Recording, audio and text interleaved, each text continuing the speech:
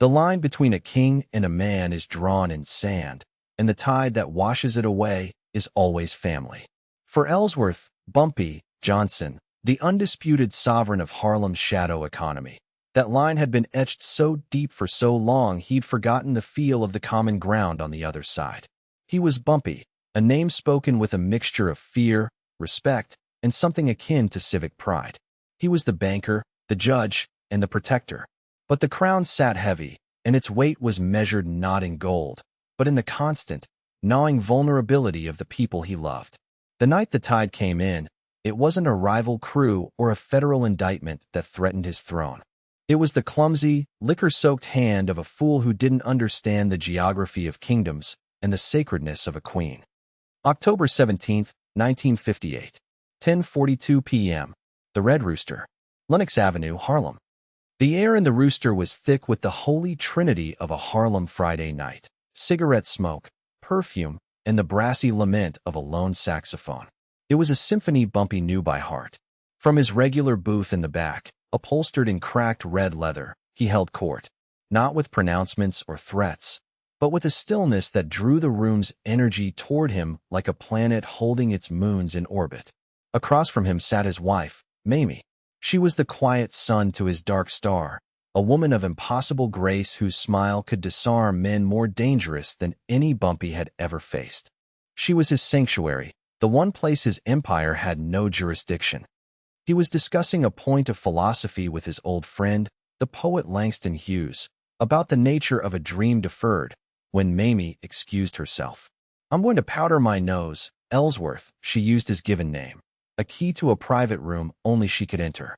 He watched her move through the crowd, a vision in a simple emerald dress, a walking testament to everything he fought to protect. He turned back to his conversation, the low rumble of his voice a counterpoint to the music. The disturbance was a ripple at first, a discordant note in the club's melody. A loud, braying laugh from the direction of the bar. A woman's sharp, inhaled breath. Bumpy's head came up slowly, his senses, honed by decades of survival, instantly alert. He saw her first. Mayme, standing near the bar, her back ramrod straight, her face a mask of controlled shock. And he saw him. Carmine, the worm Vario, a low-level soldier from the Genovese family. A man whose reputation for drink and disrespect had long preceded him. He was leaning too close, his fleshy hand resting with grotesque familiarity on the small of Mayme's back. As Bumpy watched, the hand slid lower, a deliberate, drunken act of possession. Time seemed to bend. The saxophone wailed a long, sorrowful note. The clinking of glasses faded. In Bumpy's mind, the entire universe narrowed to that one, profane touch. It was not just a grope. It was an invasion. It was a declaration that his power had borders, that his sanctuary could be defiled, that his queen was just another woman in a bar to a man with no concept of honor. Mayme flinched, pulling away with a quiet gasp. Carmine laughed again, a wet, ugly sound. "What's the matter, dollface?" Too good for a friendly touch. Before Bumpy could move, his driver and most trusted lieutenant, Junie Bird, was already on his feet, a silent shadow detaching from the wall near the door. But Bumpy gave a short, sharp shake of his head. "Not here. Not like this. This required something more than a bouncer's fist.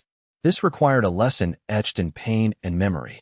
Mayme, composed as ever, turned and walked back to the table, her steps measured, her head held high. But Bumpy saw it. The slight tremor in her hands, the shame burning behind her eyes. She sat down, smoothed her dress, and looked at him. She said nothing. She didn't have to. The violation was a living thing now, sitting between them at the table. Bumpy placed his hand over hers. It was ice cold. He looked past her, his gaze locking onto Carmine Vario, who was now oblivious, ordering another drink. The man was a ghost. He just didn't know it yet. Bumpy leaned in, his voice a whisper meant only for Mayme and Junie, who had returned to his side. "Junie," he said, his voice devoid of all emotion, a terrifying flatline. "Get the car. Take Mrs. Johnson home. Now." He turned to Mayme, his expression softening, but the storm in his eyes was unmistakable. "Go home, baby. I'll handle this." She searched his face, her own filled with a mixture of fear and a deep, weary understanding of the man she had married. She knew what that calm portended. It was the eerie silence before a hurricane makes landfall. She simply nodded, gathered her purse, and allowed Junie to escort her out. Bumpy remained in the booth, a statue of impending judgment. He watched Carmine Vario down his whiskey, preening for the bartender. He didn't move. He just watched, and he planned. The insult wasn't just to Mayme. It was to Harlem. It was to the delicate truce he maintained with the downtown families. It was a spark thrown into a powder keg, and Bumpy knew he had to extinguish it with an ocean of consequence. October 17, 1958. 11:15 p.m.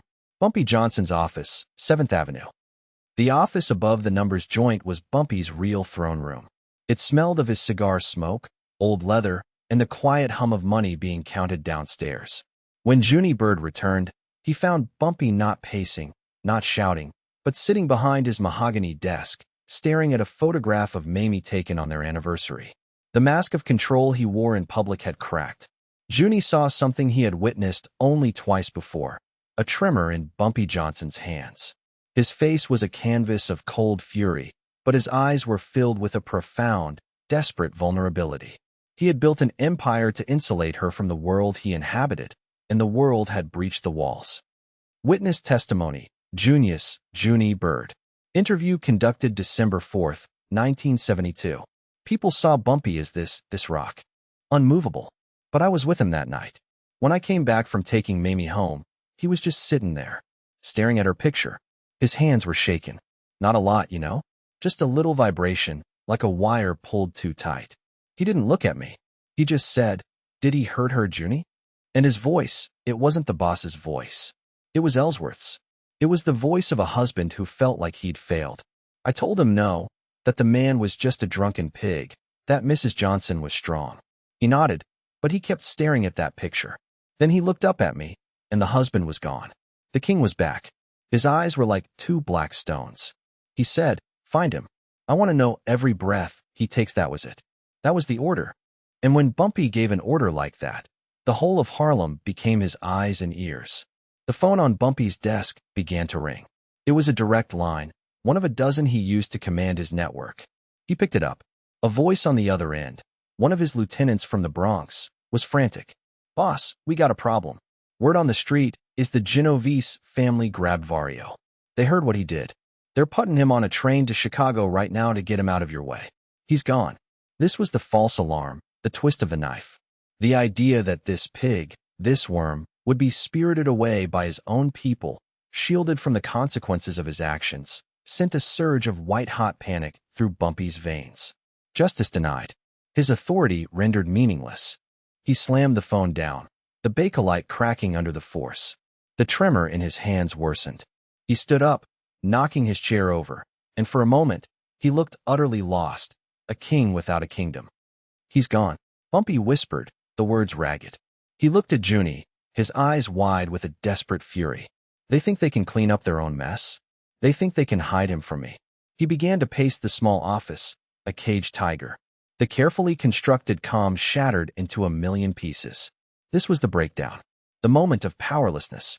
He, Bumpy Johnson, who could make fortunes appear and men disappear, could not reach this one insignificant creature who had dared to touch his wife. The thought was intolerable. It ate at him, a corrosive acid dissolving the foundations of his identity. "Get everyone on the street," he snarled, his voice regaining its command but laced with a raw, ragged edge. "Everyone. Shake down every social club, every bar, every whorehouse from here to the East River. I don't care what it takes. I don't care who you have to lean on." He did not get on a train. I can feel it. He's still here. He's a coward. He's hiding. Find that hole. Find him. October 17, 1958. 11:30 p.m. Harlem, New York. The order went out, not by phone, but by whispers, carried on the night air by numbers runners, doormen, and street corner prophets. Bumpy Johnson's machine whirred to life. It was a thing of terrifying efficiency, built over 20 years of careful cultivation. Every bartender suddenly became an informant. Every cab driver, a scout. Every junkie looking for a fix, a bloodhound. The price of information was forgiveness of a debt, a small stake, or simply the continued privilege of breathing Harlem's air. The target, one drunk, stupid, and now profoundly endangered mobster named Carmine Vario. The timeline, immediate. October 18th, 1958, 12:15 a.m. A report came in. A man matching Vario's description was seen getting into a black Buick on 116th Street. Bumpy dispatched 2 cars, screaming through the empty streets, only to find it was a numbers controller from a rival territory, heading home for the night. The frustration mounted.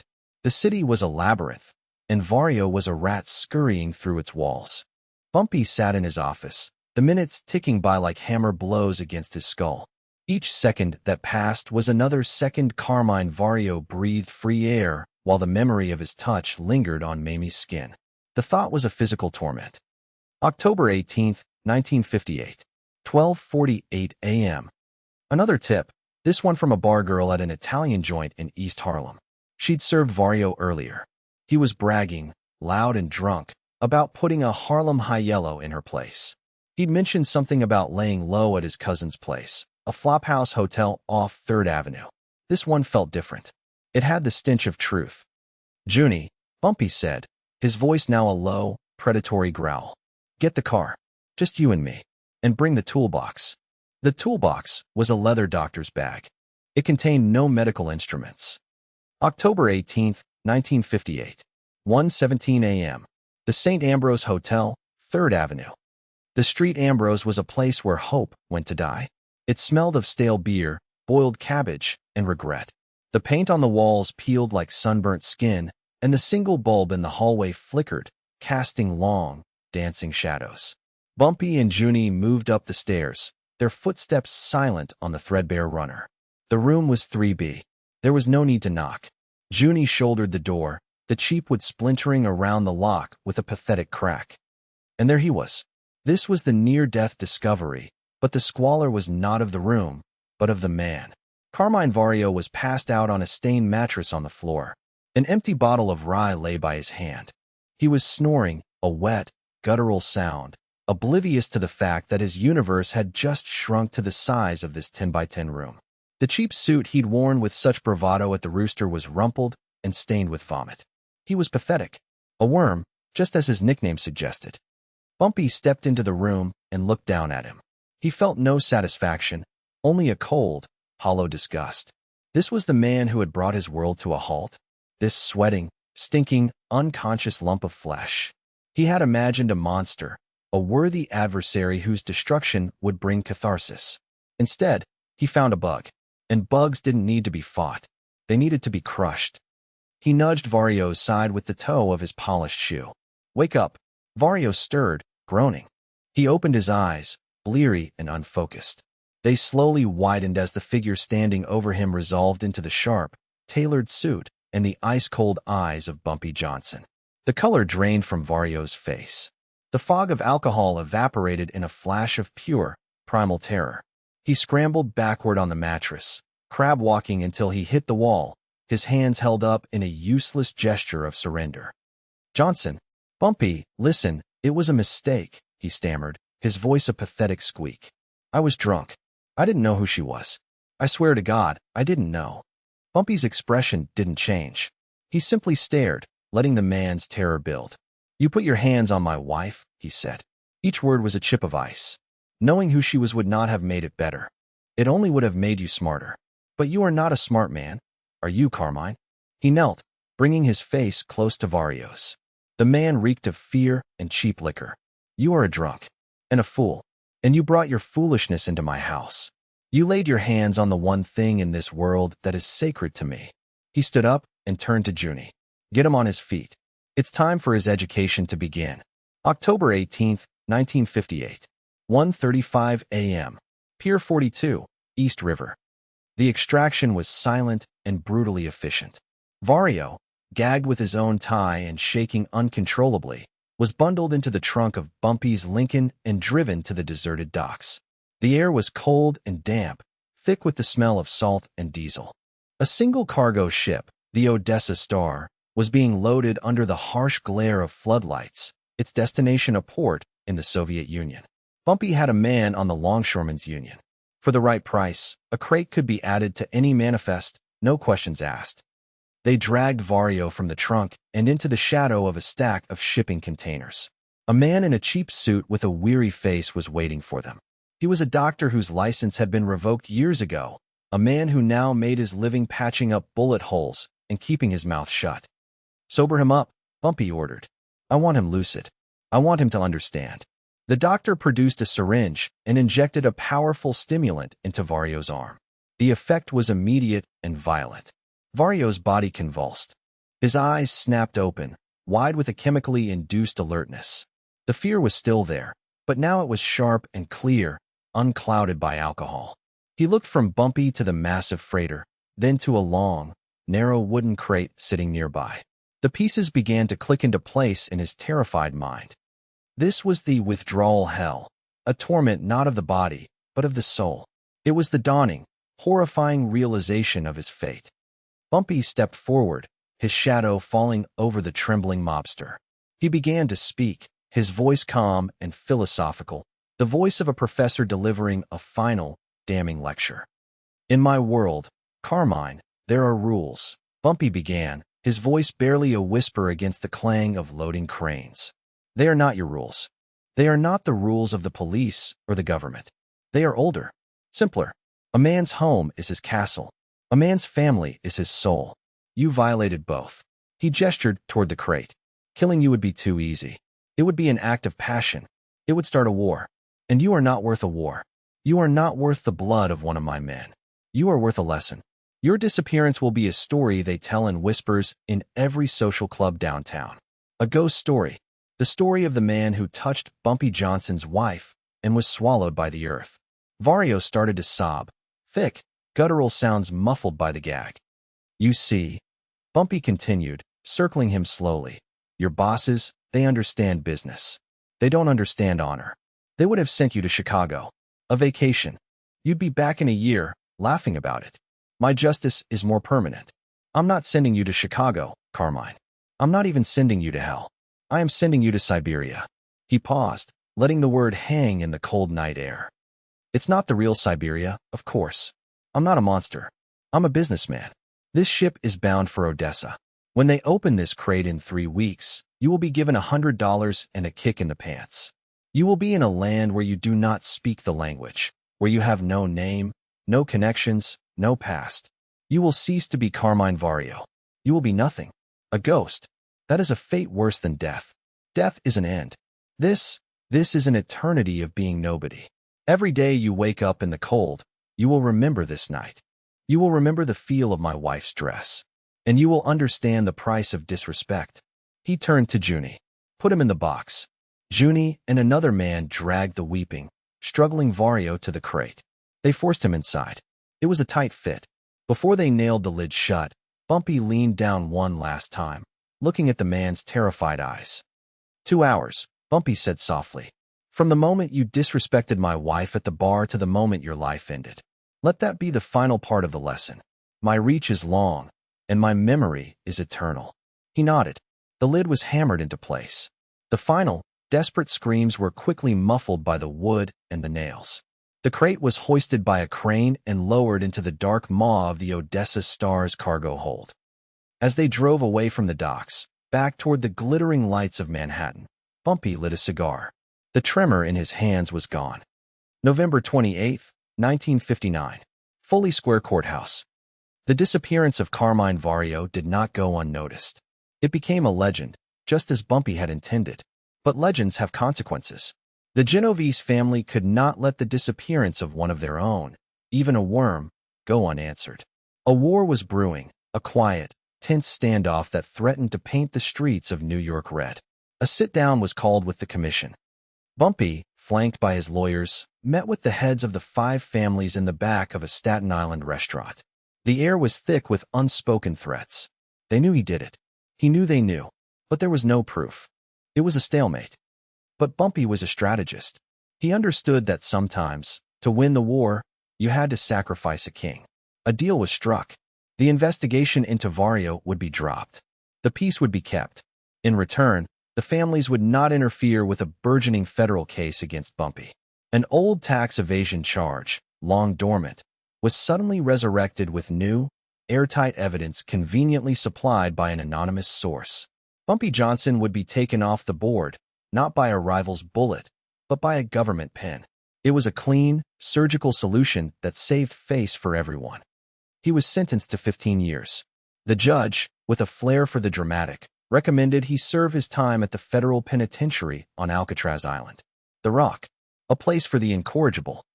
The day he was taken away, Mayme stood on the courthouse steps, her face a portrait of stoic grace. She did not cry. She simply met his gaze as they led him to the marshal's car. In that look, an entire library of love, loss, and understanding was exchanged. He had committed this act for her honor, and this was the price. They would both pay it. June 1960 to March 1968. Alcatraz Island/Harlem. The decade of separation was a long, slow grind. Bumpy's world shrank to a 5-by-9-foot cell with a view of the mocking San Francisco skyline. Harlem, his kingdom, became a distant memory, a place he could only visit in his dreams. His connection to the world, to Mayme, was reduced to ink on paper. They wrote to each other every week. His letters were filled with philosophy, with poetry he was now reading, with reflections on a life of violence and power. He wrote of the cold wind off the bay, the clang of the cell doors, the crushing monotony. But mostly, he wrote of her. He remembered their first dance, the scent of her perfume, the sound of her laughter.